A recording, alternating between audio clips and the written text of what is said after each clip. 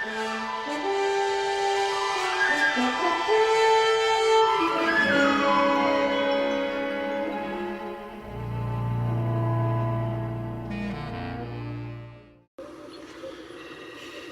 Log, Stardate 201509.09. Welcome back, everybody. Captain Foley here today, and first thing I want to show you guys is I got more Canadian Star Trek money. This is a 25-cent piece. It's got the Starship Enterprise on it, and on the back it's got the Queen. But inside we've got, right there, some stamps. We got the Captain Kirk stamp, and then the D7 and the Enterprise stamp, and just a little write-up about all that stuff. So that's pretty cool. That's $35, 34 something from the Canadian Mint, mint.ca if you're interested. I ordered one for my friend Dan Hall, who lives in the States, in New York. It's on his way to him now. That and the $20 piece that I showed you guys last Captain's Log. So lots of interesting things have been going on. I've been writing a lot of scripts, got a lot of cool scripts written a lot of cool things for you guys to experience in the future. I was excited to write them. Some really interesting ones coming up. And so those are done. I can't wait to film those with Samuel. And yesterday, I had a chance to go over to my friend Blappy's place and start working on the Combadges. I thought I'd get them done yesterday, ran out of time. It took me all day, and what I'm going to do is I took some video while I was there. I'm going to put that in here for you guys to see. But the Combadges are almost completed, 100%. This is the finished one of the finished ones. But all the Indiegogo perk ones and a few extras are made up, and they're at Dave's right now. They're almost ready to be painted. All the stuff to do is, right now they're currently masked. All I have to do is paint the black and then clear coat them, and they'll be done and ready to ship off. So I got a bunch of videos of me doing that while I was there, kind of showing you the process and showing you how things work. And Dave was there being silly because that's my buddy. That's Blap for you. So hope you enjoy those. I'm going to put those in right now so you can see what's going on with those Combadges. And hopefully you'll learn something about the process of making them. It's pretty detailed and intricate, and it's fun. So hopefully you guys enjoy that. And yeah, take a look at that right now. Captain's Log Supplemental coming right up. Captain's Log Supplemental. Hey guys, don't worry. First off, this is not distracted driving. I have a mount for my phone. I'm just giving you guys a little bit of a treat today in the Captain's Log, which sounds really dirty. Is it polished corn or is it, a peanut? No, I'm just kidding. Today I'm heading over to my buddy Blappy's house. I'm going to finish those Combadges for you guys. Anyone that got the Combadge perk for our Indiegogo Mission America campaign, thank you very much, first of all. Sorry it's been so long getting these done. I've just been so busy. So I'm going to show you some of the process today, how that's done, so you guys can kind of follow along and see what it's like to make a Combadge, which should be kind of cool for you guys, hopefully. And a little addition to this Captain's Log, which I think you guys might appreciate. So anyway, hope you're enjoying the Captain's Log so far, and I hope you enjoy the Captain's Log after this little segment's over, where I answer your questions and comments. And telling people that I hope that they enjoy my Captain's Log just sounds funny, and like a lawsuit pending, kind of thing. Anyway, so yeah, I'm just heading over there, and should be fun. Dave's a great guy. His buddy Shane might be there, so there might be some shenanigans that ensue. We'll see how much I can actually get recorded for you guys, but I just kind of want to give you guys a little something special this time around. So the Combadges should be done today. Here's hoping. And they should be mailed out by the end of next week, but I'll keep you guys posted on that progress on the Trekyards page and stuff. But don't worry, they're on their way within the next month or so, just time permitting. But yes, stay tuned for that. Anyway, I'll see you in just a second with some Combadge construction. And I wouldn't be much use to anyone without my morning coffee and a breakfast sandwich. So first we go to the awesome Canadian Tim Hortons.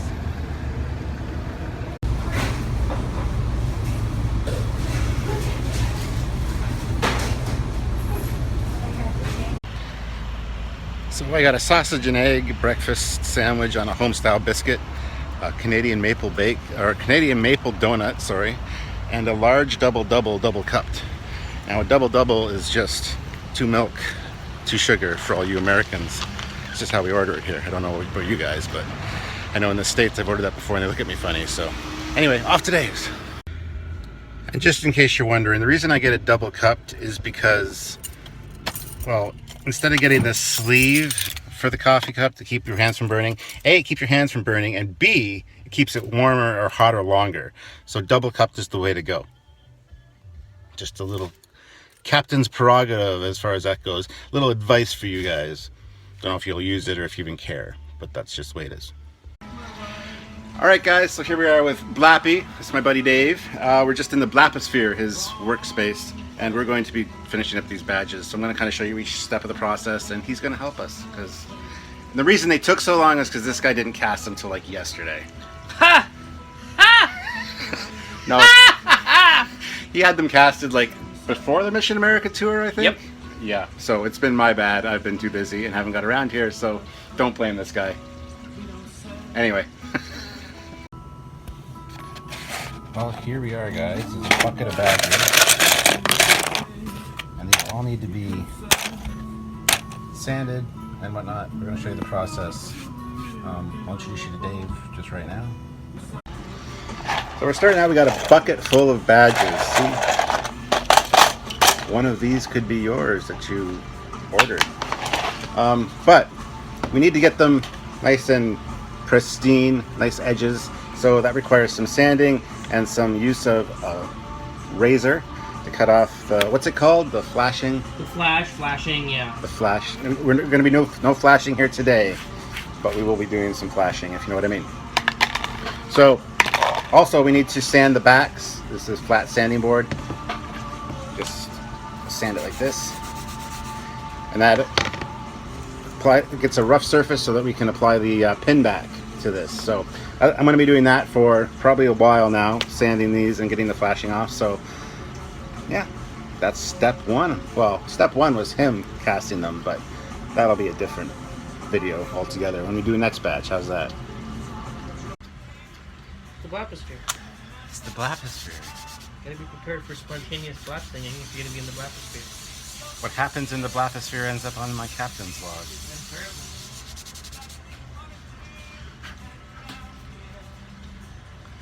So that's been sufficiently scored so that I can apply the pin back. But if you'll notice, there's some little areas that need to be trimmed. Just use a regular razor blade.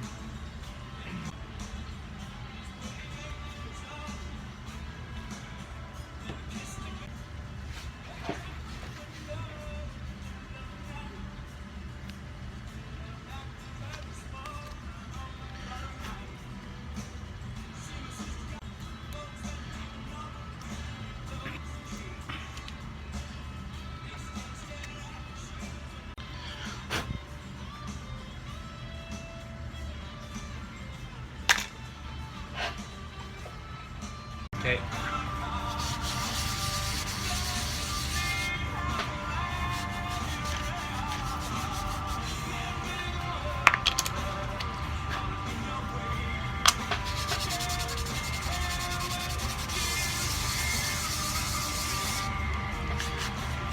So these are being done the exact same way that we did them for our Mission America tour. So these are the ones like Doug Drexler, Rick Sternbach, John Eves. They all have one of these. Check out the pictures I just posted on my Facebook page. John and Doug are both wearing them in the pictures. Rick got one, but he didn't want to put a hole in his shirt. So, and Dave was the one that did up those ones. He made them look very beautiful. I'm doing these ones for you guys because I love you guys, and you know, I'm gonna try to do as good a job as I can. Isn't that right, Dave? Yes, sir. See, that's how you address your captain. He knows what he's doing.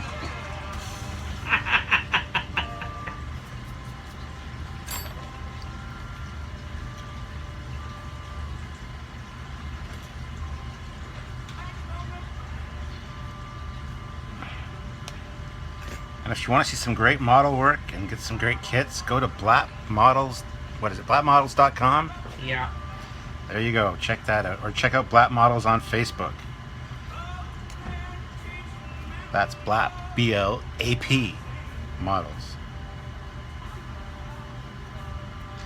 Isn't that right, Dave? Yes, sir. This is just the start of the day too, man. It's only like 9:30. We got a whole day of this, so this is going to get more interesting as the day goes along, guys. There's another one. It gets added to this bucket. This is the finished bucket. This is the not finished bucket. I'm going to be doing this for a while. For you guys. Yeah. Oh, so we got about 25 done. There's this many left. If you can see that there. These are all the finished ones. And, yeah.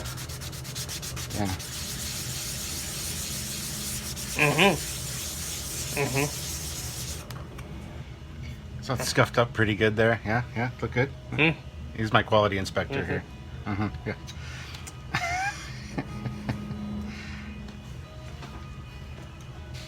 This is what happens, guys. This is what happens. It's amazing we get anything done.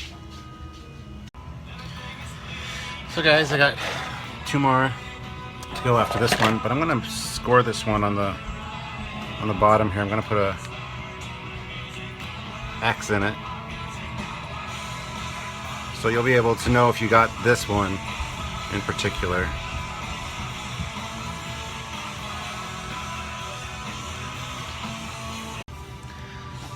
Alright guys, it's like 5 to 11, so it took almost an hour and a half to do all the sanding of these.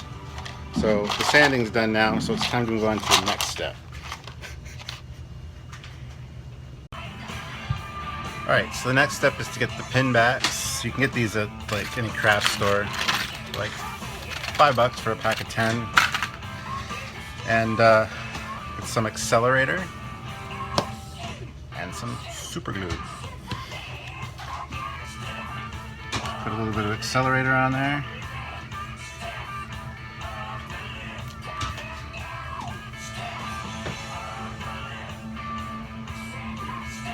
A dab of crazy glue, super glue.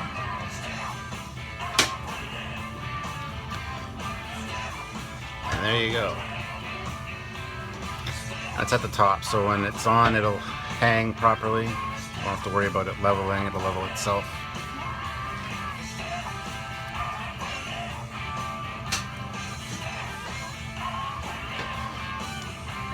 So there you go.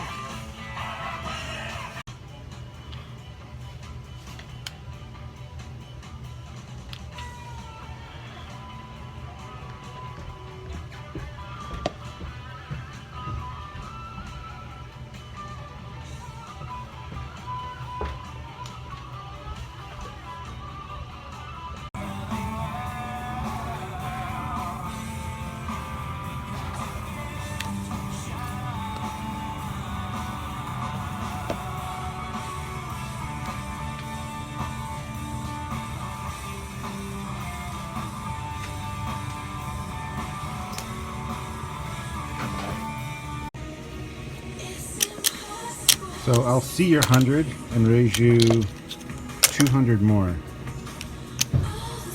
I got a few left over, guys. Here they all are, pinned back, ready to go. There's 30 here. I think we need 28 for our Indiegogo supporters. So now it's going to move on to painting. Isn't that right, Dave? I'll pay 28 quatloos for the fat man with the toupee. Sure. Hi, Shane. Hello. That's Shane, everybody. So here's the styrofoam board that Dave's used to paint other Combadges in the past. All we do is just stick these in so that we can paint them.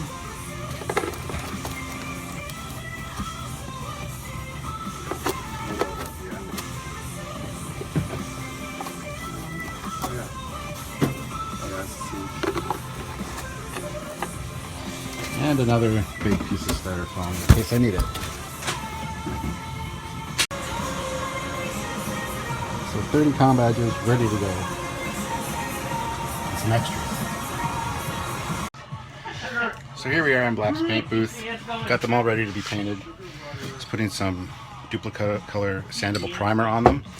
So it's primer, then gold paint, then I have to tape them off and mask them for all the black parts, cut those out, which is going to take a lot of time, and then do the last black, and then clear coat after that. But we're going to do the primer right now, so yeah, here we go.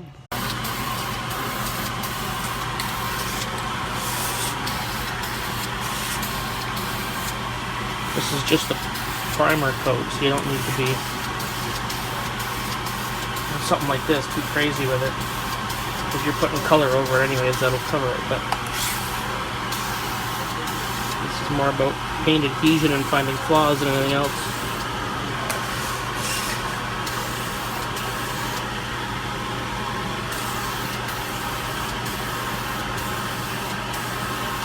And these are a prop piece too, so they've got to be more durable than what you'd do with regular model paints. So this stuff in the big cans is the bomb.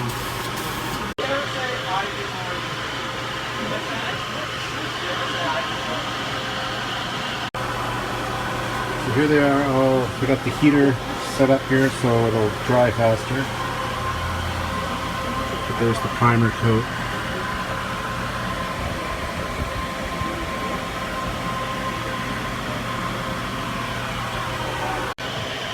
Alright guys, now that the primer coat's done, it's time to do some gold. It's Maya Gold.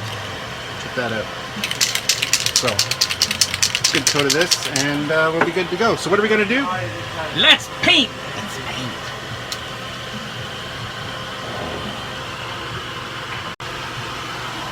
So they're all painted now. At the first gold coat. This should be the only gold coat that it needs. But yeah, then we got to wait for this to dry, paint or mask them off, and then cut out all the areas that are supposed to be black, which is all the border and the star in the middle. And that's going to take a lot of time to do the masking and the cutting of that.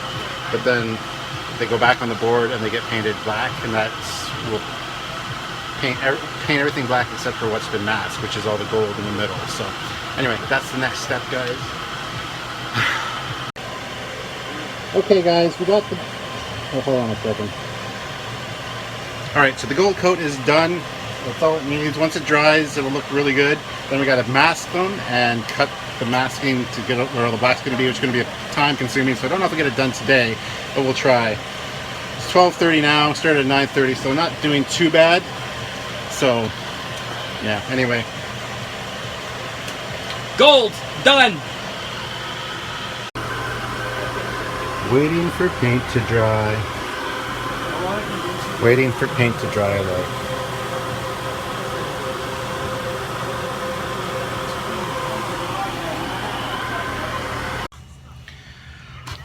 So here's what they look like masked. Just put the tape on.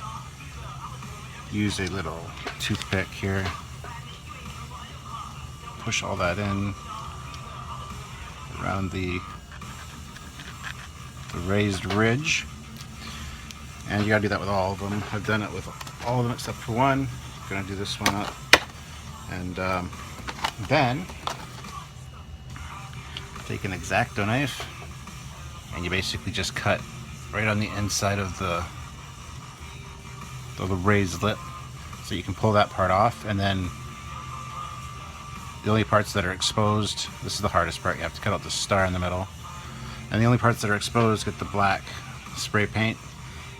And then after that's dried, then we remove the masks to show off the gold in the middle, and then it's just a clear coat to finish them up. So it's very time consuming. It's now 10 after 2, sorry.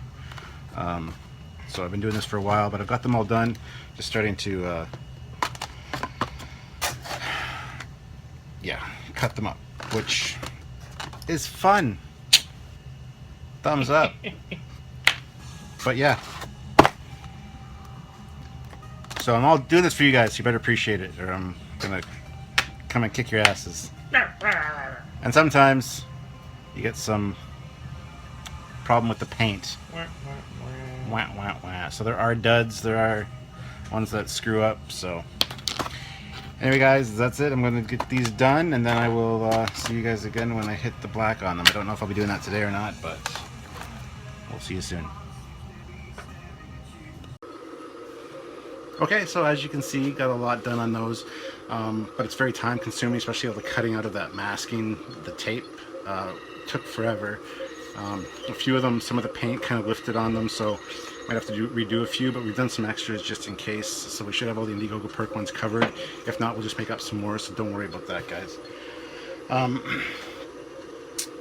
So yeah, time to get on to your comments and questions from my last captain's log.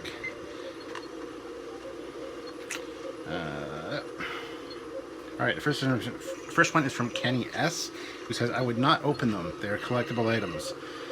And Atari Kid says, that's why you buy two. One to open and the other not to. I think he's referring to the Star Trek beer that I featured in my last episode. I've drank a few of them. I still have two in the fridge and 2 cases unopened.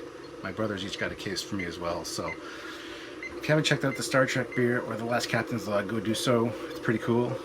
Doug Drexler even messaged me saying, hey, that's my artwork on the label. And he asked for the website for the beer company and stuff, which is garrettbrewing.com, I believe. So, yeah, cool. Smedley Do-Right. I like your Trek Cave. Why, thank you. This is just part of the Trek Cave. If you watched other Captain's Log, you've probably seen more of the Trek Cave.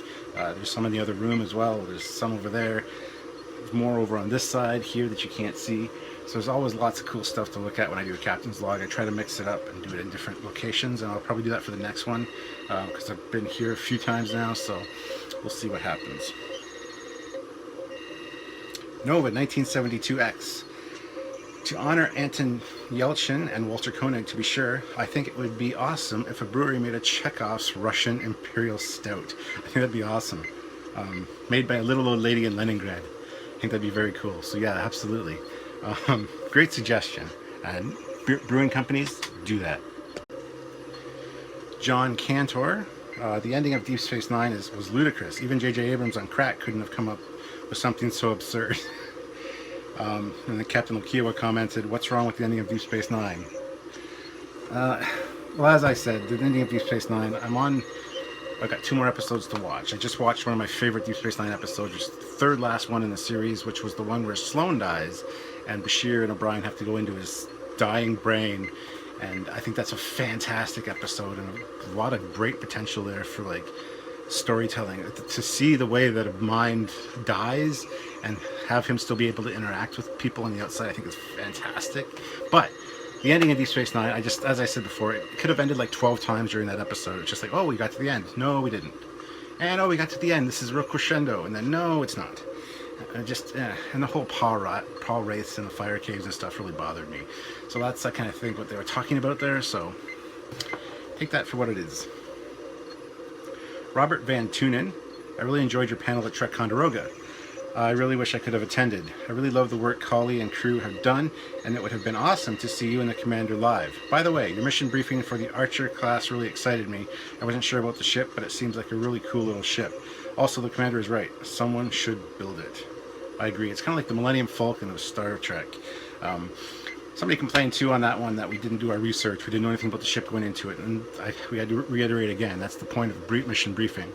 It's like if we're on the ship and we get a sensor echo of a ship that's on a very sensor periphery, and me and the commander have to go into the ready room or the conference room and sit down and talk. Well, judging by the way it looks in the sensor reading, it could have this, could have this, could have this, just based on our already established knowledge. So that's what the mission briefings are about. They're not full in-depth episodes about the ships. There will be one coming on the Archer class eventually, absolutely. So if you're interested in that, stay tuned for that. D. Tomb Emmy. It's a good haircut. Well, thank you. It's grown a little bit since then. Mark Plott, second your comment. Like the haircut, Captain Foley. Why, thank you, guys. Enterprise H. Would you agree that the new show cannot rely on the Klingons and Romulans to carry it? Would you say the Kzinti fit in? I read up on the Kzinti and found that a guy working on Enterprise made an entire language for them. One thing to maybe rectify the problem with the NX-01, perhaps, would it perhaps not work better if the ship was originally going to be named the Dauntless? I think it would I think it would work with the trend of naming the SS Valiant as well as the NX-01A as seen in Voyager. And he goes on to say, I have the Star Trek Vanguard novel Harbinger, but on the cover it says that there are diagrams of Vanguard's station inside, yet I cannot find them. Would you happen to know what page I can find them on? I have a history of not getting the extras that were advertised into the products before, so I'm a bit wary. I don't know which page they'd be on. I think I have the same book, but I don't think I've looked for the I don't know if they're inserts or if they're on a specific page number, so that I don't know. I would love to see the Kinzinti, the Lyrans, the Gorn, the Interstellar Concordium. The race was designed by my friend Josh Spencer, who worked on FASA and Starfleet Battles. The Andromedans, I'd love to see any of those in the new series. The Gorn and the Kinzinti would probably be the best bet. Maybe even the Tholians. I want to see more of the Tholians. That would be fantastic to see those. So yeah, and I did not know that they had created a whole language for the Kinzinti, but that's really cool. I didn't know that. So even you're teaching me things. That's why I love these comments. That's another benefit of mission briefings, is that we get your comments on the ship, and so we can use those when we do the full episodes. Your comments are very important, guys. And yeah, one of the things that naming the ship wasn't just named to be Enterprise, yeah, I can see that. But I think a more believable one, why Picard says there's 5 ships to bear the name Enterprise, was because Archer's was an NX-01. It wasn't an NCC 1701. It wasn't an NCC designation, so maybe that's when they started after the Federation was created, because the NX was pre-Federation. So maybe that's why they say there's only 5. And that kind of fits in with the timeline and kind of solves that problem for me, personally, and I think that's a great solution. JC Fox, hello Captain Foley. First, I would like to thank you and the Commander Cockings for the great show of Star Trek stuff I love. What would you think about doing a show on the Oberth class in Star Trek Discovery? What would you think about showing, not doing a show, showing the Oberth class in Star Trek Discovery? TOS styled one, maybe? I'd like to see some TOS versions of different ships that we've seen over the years. I think that'd be kind of cool. I think that would work. I know everybody say the design is after TOS, but if you look at the design with mostly simplistic forms, it could be TOS or even before. It's 10 years before TOS. They've already announced that Discovery takes place 10 years before TOS. So the Enterprise is out there, but it's the older style Enterprise, just around the Cage era. I think it's actually after the Cage, but before the original series. So it might have the spikes on the end. Spock will be on board as first officer, or not first officer, science officer, I assume. So we could run into them. Who knows? And I think they would show the Kelvin type ships in Discovery and might explain why they are bigger compared to the Constitution class, maybe a colony ship. Yeah, we speculated that the Kelvin was bigger because it was a colony ship. That makes absolute perfect sense, and that keeps it in prime timeline for me. And everybody says they keep wanting to see the Kelvin in this new series. I'm sure they might do that because of all the posts that I've seen about it anyway. I could care less if they show it or not. It's not really my favorite ship design, so yeah, it would be cool to see it for sure. Avulzl. Would you ever design your own Enterprise ship for the sake of it? Probably never designed my own Enterprise, no. But I have designed other starships and stuff, which I've shown off quite a few times. I just like to doodle and do things like that. So yeah, I would definitely design my own ship, but not an Enterprise, no. Mike CK. Mick CK? M-I-C-H-C-K. I don't know. We don't want USS Discovery. There is no ship from pre-TOS era or Abrams verse. If you say so, I mean, even in established canon, there were ships prior to that because of Enterprise. In non-established canon, there were the original, I think there are 6 Daedalus class ships at first. There's a book called Starfleet Year 1. It's a novel, and it talks about the scramble to become a captain of one of those ships. It was like a contest, not a contest, but there were certain qualifications that were needed to become captains of these new Discovery-style ships. Not Discovery as in the show Discovery, but new exploration ships that were going out. And they were the Daedalus class ships, the first starship captains. There was like 6 of them, I believe. And the novel's all about the vie for control of those ships and rising through the ranks to get to your captaincy and stuff. I think it was a great novel. I got it somewhere in there. I got a bunch of novels, so Ballroom Scott. I remember forcing my family to stop in Vegas on the way to Disneyland for the Star Trek experience. Standing on that recreation at the TNG bridge was an amazing experience. I'm sure it would have been. Like I said, I didn't get to experience Star Trek Las Vegas, Star Trek The Experience. So, I missed out on that, but it looked like a really cool thing. I wish they wouldn't have got rid of it. Mark Bossert. It says part 2 of 2, but I haven't seen anything else by him, so we'll just start here, and if we find part 1 later, that's fine. Although this comment does get cut off, unfortunately. Something else I realized quite some time ago, there are a lot of pretty similar themed episodes throughout the different Trek series, and some other sci-fi series as well. For example, Enterprise, Vanishing Point, and TNG The Next Phase. A transporter accident makes people go invisible and lets them walk through walls. I know Hoshi is imagining things. Or Enterprise, Doctor's Orders, and Voyager 1. All of the crew except for one are put in stasis in order to pass through a dangerous region of space, and the one person left starts hallucinating. Or Enterprise, Oasis, and Deep Space Nine Shadowplay, a whole community consisting of holograms, except for the one or two original survivors. Or TNG, Frame of Mind, and Deep Space Nine, Far Beyond the Stars. A main character shifting between reality and another life, losing their sanity over time, with the last one being present in about every single sci-fi series. Stargate, SG-1, Stargate Atlantis, Buffy the Vampire Slayer. If you run out of ideas for new episodes of Trekyards, I would... Gets cut off. We all know the problem with the iPad, with my iPad anyway, with the comments on YouTube for long comments. So please re-ask that if you could, because I don't know what you mean. But yes, there are a lot of recurring themes and story ideas, because really, you got to write for a show that's 7 seasons, 24 episodes a season, something like that. So you're going to run out of ideas, especially after 7 or 5 series and whatever. So I mean, it's okay to reuse those as long as you do it in a fairly original way, and I think they've kind of done that, so I have no problem with that. Mark Sorza. SG-1 had good plotline, episodic ratio after the first season. Okay, like I said, I haven't really got into SG-1. I find it hard to get through, and every time I sit down to watch one, it's always one I've seen before, which makes no sense. William May. Thank you, shout out. Thank you. Shout out. I don't know. Ellie Arndt. A-R-N-D-T. I don't know how to say your last name. Arndt?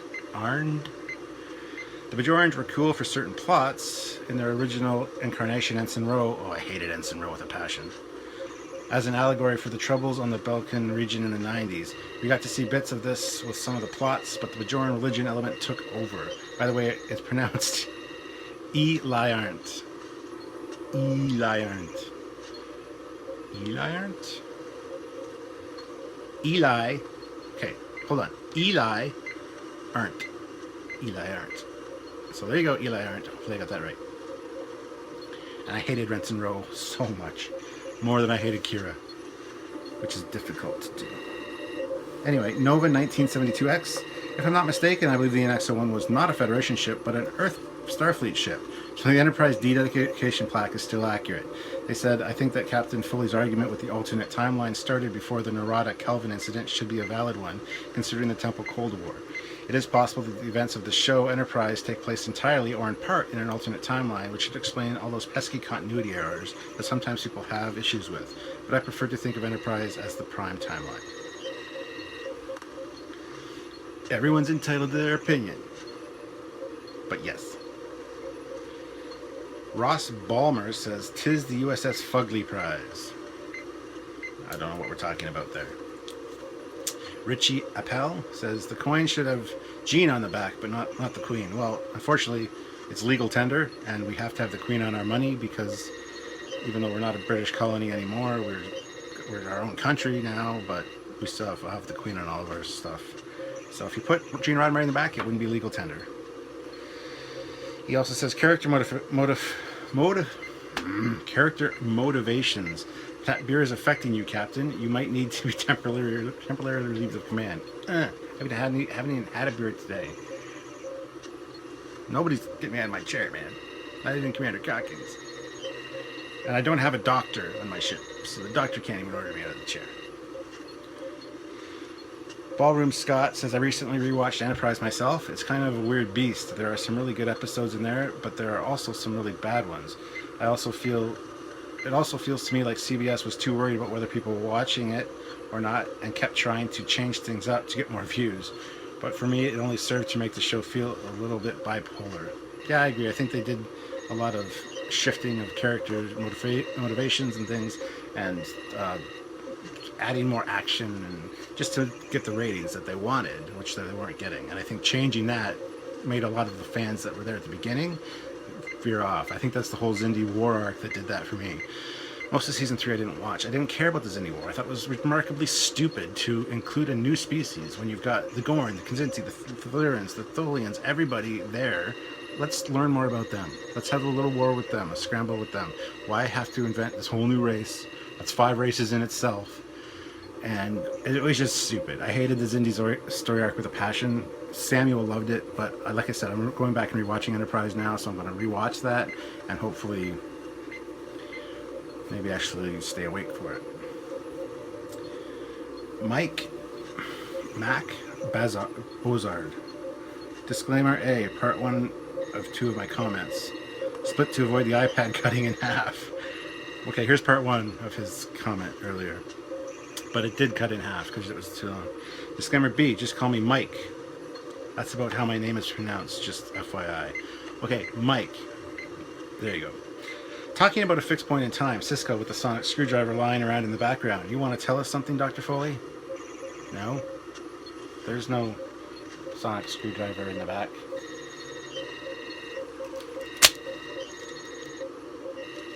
I guess I should make it go. I am smart. I will make it go. You will forget all you learned about Dr. Foley. I just said there's no doctor on my ship either. Wonder why.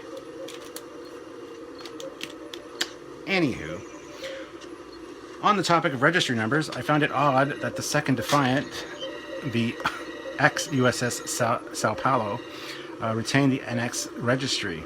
I did too, actually. I just mentioned that to Sylvia when we were watching that episode a few nights ago. The Defiant class was way past its experimental stage at that point, and as we see with the Excelsior, you can change the NX to NCC on the same ship. Any thoughts on that? I think you're absolutely right. They should have done that. It was kind of a mistake, I think, on their part. But, yeah, absolutely. Galvers, 5.1%. That's water, not beer. Mark Plott says, Chew Hat at 9% will put hair on your chest. We got some 90 proof alcohol upstairs as well, so. Doug Drexler, Stuart, that's my art on your beer caddy. Doug Drexler commented. Thank you, Doug. Yes, it is. And I mentioned you earlier in the video, too, talking about how you messaged me. And anyway, thank you, Doug, for watching my captain's log. And now I feel embarrassed. I feel like nothing I say is smart enough for these guys to listen to. So, Richard Oliva, if you don't mind me asking, where did you get the Enterprise E LCARs you have running in the background of your desktop, and the Enterprise shields going up?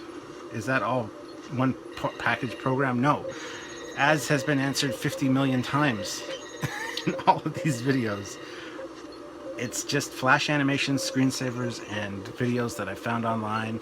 Right now you're looking at a YouTube playlist that I have for LCARS displays, and it just cycles through them. This one back here is just a flash animation showing the original Constitution class Enterprise with a TNG era LCARS. So you can find them anywhere. Look online. I've collected them over the years. I don't know where I got half of the screensavers I got, so I'm sorry. Empyrean Frost. I now have the JJ Prize on Star Trek Online, and the design has since grown on me. Almost all of the Star Trek designs have grown on me, save for the Jellyfish, Bonaventure from TOS, and Norway class, and Ferengi ships, Yuck, and others, etc., etc. Anyways, I can't wait to see other Starship designs from Discovery, so I can be inspired to build ships on Minecraft. Yeah, I've seen some JJ ships, the JJ Prize in-game, and they look actually kind of good. Especially with some of the striping and different hull markings you can put on them. I think they look great. I'm just going to go through your list here. The Jellyfish, it's interesting. It's a great sci-fi ship, but yeah. Bonaventure from TAS. it's all right. It's kind of, yeah. The Norway class, yeah, it's ugly. And the Ferengi ships. If you watched our Decora episode on the Ferengi Marauder, known as the Decora class, I actually said in there it's one of my guilty Starship pleasures. I actually kind of like the design of the ship. I didn't at first, but it's kind of grown on me over the years, as you say, as most Starship designs do. Even the JJ Prize recently has kind of been growing on me. I see it, and I'm kind of like, eh. Like I went over to my parents' place to go swimming. When my brother came, he brought his son with him, so my nephew brought his little JJ Prize, his big one, the electronic one. And I was actually looking at it. I was going to recreate a scene from Into Darkness and have it come out of the water, but he freaked out because of the electronics in it. I don't know why. I just wanted to recreate the Enterprise coming out of the water scene that's so famous, because that would happen. But anyway, it's kind of growing on me, to be honest. There's still the cells are too close together. That's my biggest beef with the thing. Other than that, it's not so bad.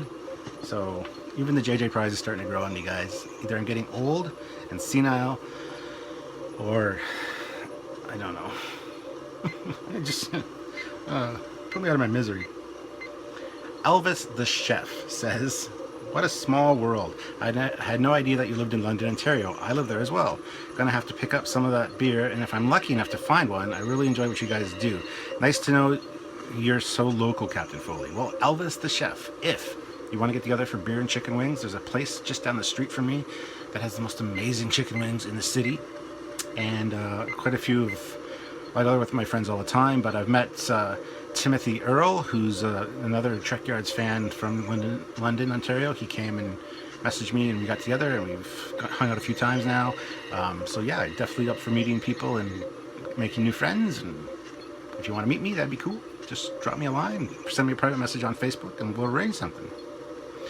Matthew Bollinger, "I would like to find Axanar. Got any ideas?" Would like to find Axanar. What, the star? That's the system?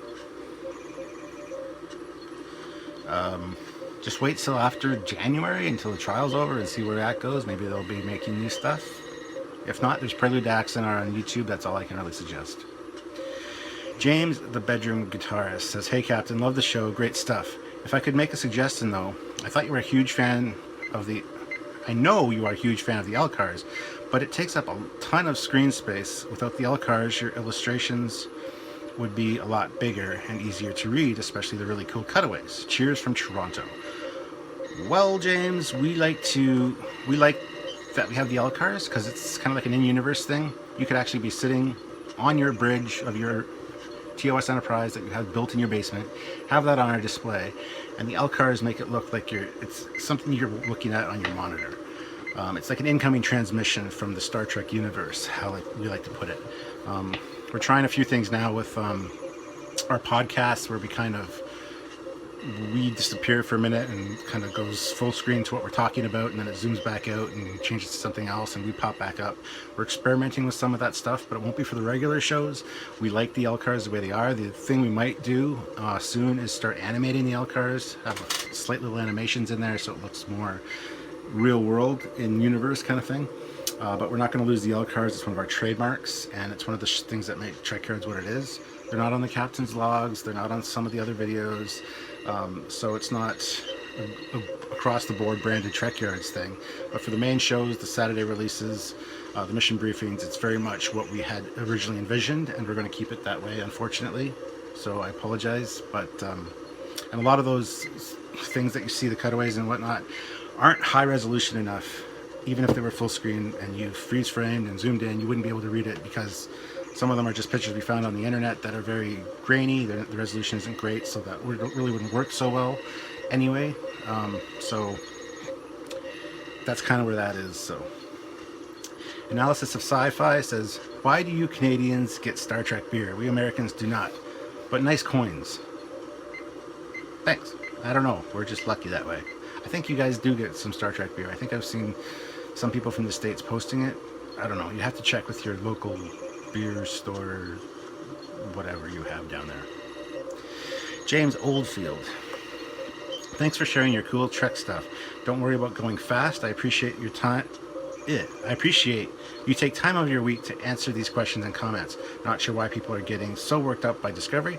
I just think of it as a sequel to Enterprise and not a prequel to TOS. Quick question, what unseen bit of Starfleet or Federation would you like most like to see in the future? Well, it's interesting you said that you think of it as a sequel to Enterprise and not a prequel to TOS, because I want it to be a prequel to TOS, not a sequel to Enterprise. They'll probably try to do both, but I think they're staying more true to the TOS vibe and feel. This is more of a it's for the fans kind of show, so I think they're going to treat it really well and kind of keep the continuity and stuff intact. They will try to bring in Enterprise, I think, because it is established canon, but I think it's going to be more... It's going to be a step in the right direction as far as being before TOS, I think. That's what I'm hoping. And what unseen bit of Starfleet or Federation would you like to see more of in the future? I want to see life on Starbase 1. You know, the Starbase from the space dock from Star Trek 3. I'd like to see what's like to live on there. We talked about that in our episode on it. It would be cool to see kind of a day in the life of. You can go shopping. It's like Deep Space Nine, only all Federation.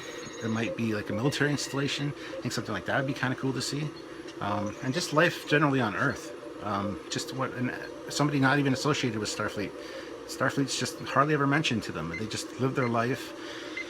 Don't have to work. You know, just do things for the betterment of humanity. Do things because you want to do them. I think that'd be cool to see too. So,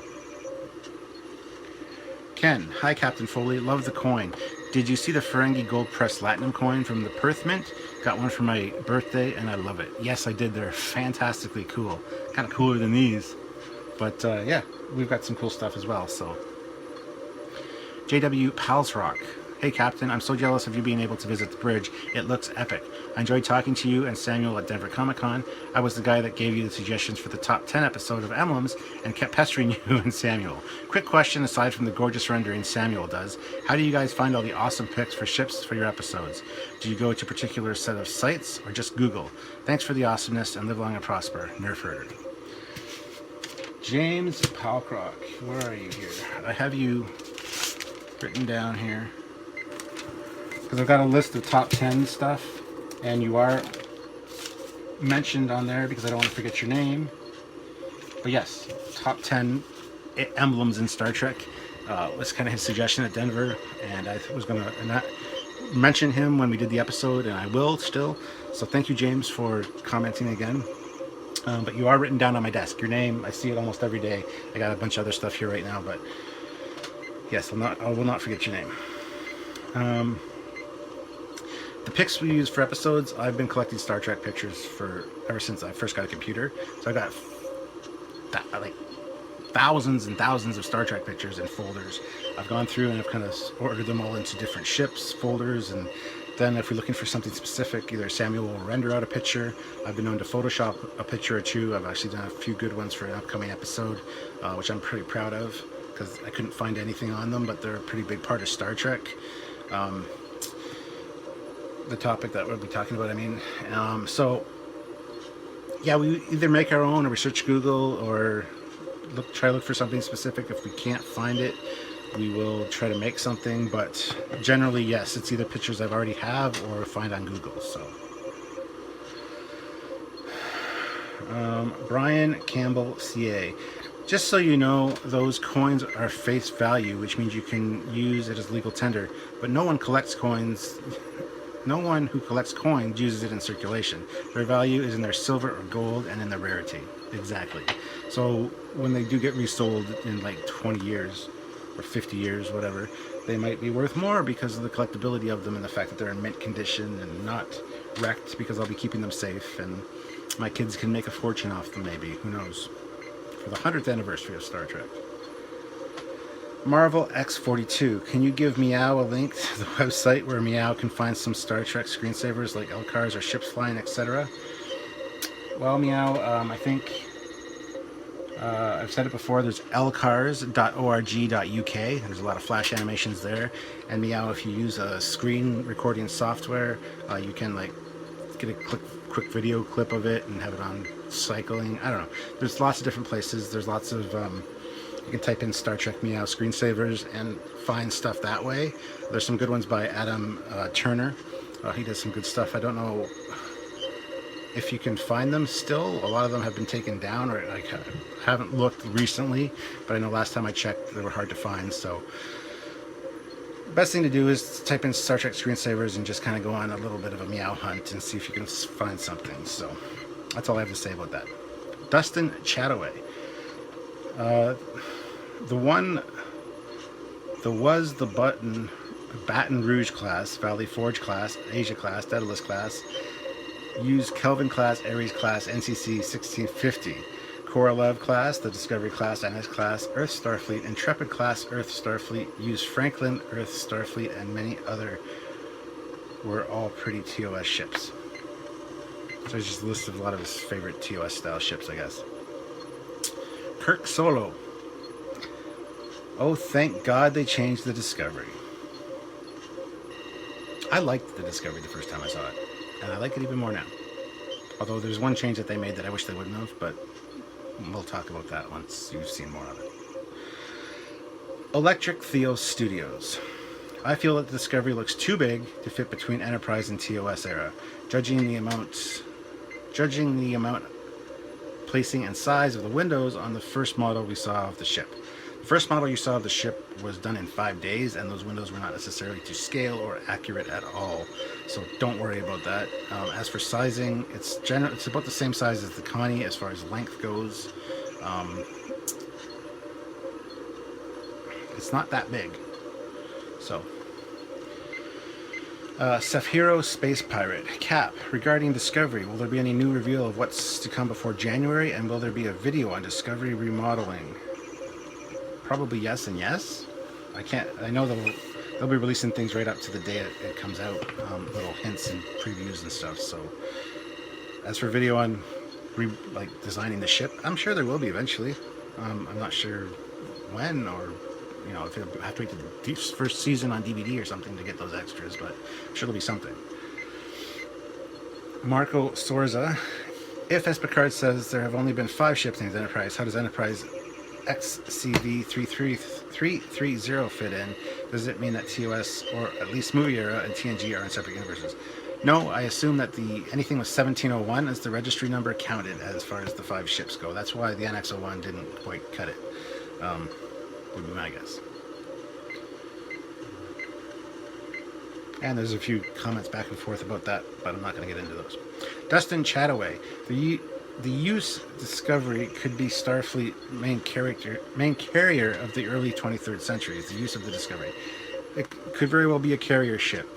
Judging by the way the secondary hull is designed and shaped, it could definitely be for fighters or shuttles or evacuation. I don't know. It could be for something like that, yes. Seawolf 21S. Cap. What do you think was the coolest scientific discovery that you wish they'd spent more time on or come back to? Like real world or in Star Trek? I think the transphasic cloak would be something that'd be cool to develop a little bit better. I'm sure it doesn't break the Treaty of Alderaan with the Romulans saying that we can't develop a cloaking device. It's not technically a cloaking device, it's a transphasic cloak. I don't know. I don't know if you want me to be more specific, if you want to kind of elaborate on that and tell me what you meant. Give me some examples maybe for next time, because it's hard for me to just randomly pull things up. Captain Johansson, where do you get the Franklin model? What, this little one? The Franklin model? This was a drink topper when I went to see the movie Beyond. Had to pay $2.30 for the big cup and the topper.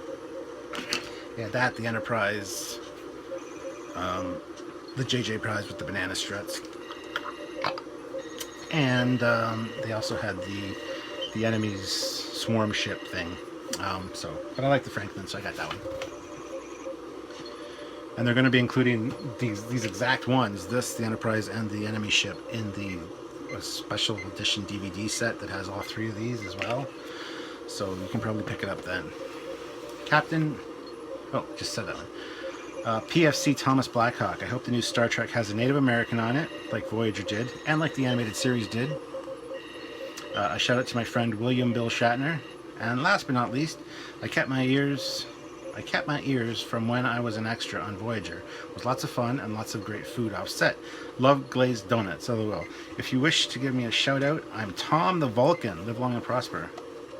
Live long and prosper, Tom the Vulcan. I would love to talk to you more about being an extra on Voyager and being friends with William Shatner. Private message me. I'd love to chat. Maybe we can get you on the show talking about what it's like to be on an episode of Voyager. Mark Plot, synthetic beer, synthetic lieutenant commanders. Aye. Captain Lohiwa. Ugh. You lucky patok. Always wanted to get Armada 2, either singularly or in an action pack. I envy you. Well, I have a couple copies of it now.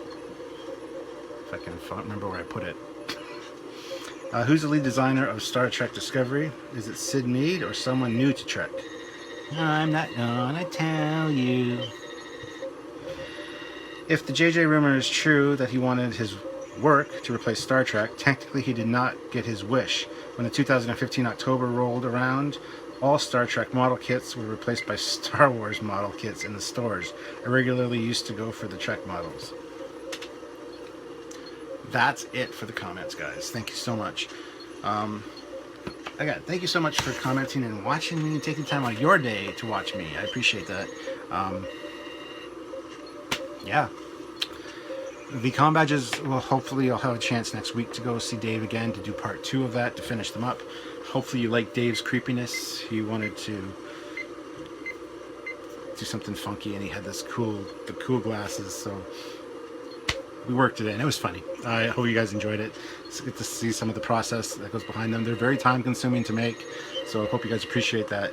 And I'm sorry it's taken so long, but I've been really busy, and now they're kind of 80% finished. I got to go back one day, and maybe it'll only take me, because now I have to spray paint the black on, remove all the masking for the gold, and then spray on the clear coat, and fix any mistakes or any paint that peels up if I can.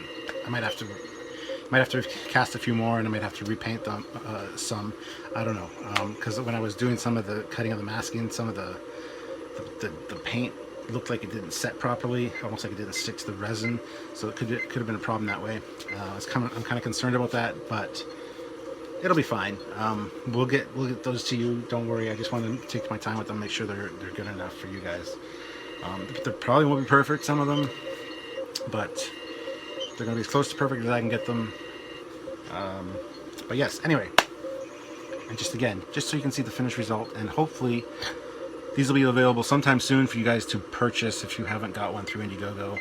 There you go. That's the Trekyards Combadge. See, there's the back with the little pin back thing. So, alright guys, thank you very much for tuning in, like I said, and I look forward to seeing you all very soon. And like I said, there's some great content coming, some fantastic scripts written about some cool stuff, not just basically ship related, but other cool things. And we're trying a new thing with well, I can't tell you, damn it, I don't want to spoil the surprise, so just stay tuned. There's some good stuff coming up, and I'm looking forward to sharing all that with you guys. So I think that's it for today. I probably missed something that I wanted to talk about, but that's fine. I will get to it next time on my next Captain's Log. So please comment below, ask your questions, clarify anything that I didn't get right when I answered these ones, and I will see you all next time. Until then, this is Captain Foley signing off. Live long and prosper, everybody. Oh, and happy birthday, Star Trek. I'm actually filming this on Thursday, which is Star Trek's 50th anniversary. And yeah, it's being released on Friday, the day after. So happy birthday to Star Trek. It's been great run, and I don't know what I would do with my life if it wasn't for Star Trek. As you can see, it's all around me. And by the way, guys, this is not the She-Hulk. This is an Orion Slave Girl. A lot of people have commented and said, nice She-Hulk. That's not what it is. It's an Orion Slave Girl from one of the comics. So, also, yesterday on Trekyards, in honor of the 50th, I've got a picture of me and Samuel, which, okay, story here. There's still a story, so a few more minutes of your time. When we were in LA, on our last night, we went to meet up with John Eves because we needed him to sign some, get him to sign a few things that we were getting ready to take with us to Denver Comic Con and stuff. And he couldn't make it to Denver Comic Con, so we filmed a little brief video of him saying, "Hi, sorry I couldn't make it to Denver Comic Con," which never got played at Denver Comic Con, unfortunately, but we do have that footage, which you might see eventually sometime. But anyway, so he invited us out for food. We went to Fuddruckers, fantastic burgers. We had a great conversation with him. I posted some pictures from that, and he said, "I got something to show you guys. It's a few blocks away. We'll go for a walk." So we went for a walk after we ate, went down, and there was like this industrial comp area, and we got our picture taken in the very same spot that had the original cage with the pikes on the nacelles Enterprise model before it went into the studio. There's 3 guys standing behind it. We stood in the exact same position. I photoshopped the exact ship in front of us in the exact same spot. John Eves was holding my iPhone taking the picture, and so that's a fantastic little moment in Star Trek history that we kind of recreated, and it's on the Trekyards page. If you haven't seen it, go check it out. But it was fun to be in that same spot. The building behind is pretty much the same building. The building on the side that we were on has all been torn down now, and it looks different than in the original photo, but it's close enough you can tell it's the exact same spot, and it was fun being there. Thank you to John Eves. That was such a special moment for both Sam and myself, and plus to go there, to have walk down there with John Eves himself and just chat with him on the way down there was fantastic. So that was my thing for the 50th for you guys, and for myself and Samuel. It's kind of a special thing for us as well. So that's about it. If you haven't seen it, private message me. I can send you the photo, or just check it out on the Trekyards page. It might be further down in the feed, but hopefully people will keep commenting on it and bring it up. It's got pictures of us and John at Fuddruckers as well, enjoying our hamburgers and just chatting and hanging out. So it was a great time. So yeah, that's where we stand, and I will call that a day. See you guys later. It's Captain Foley signing off. Get back to work.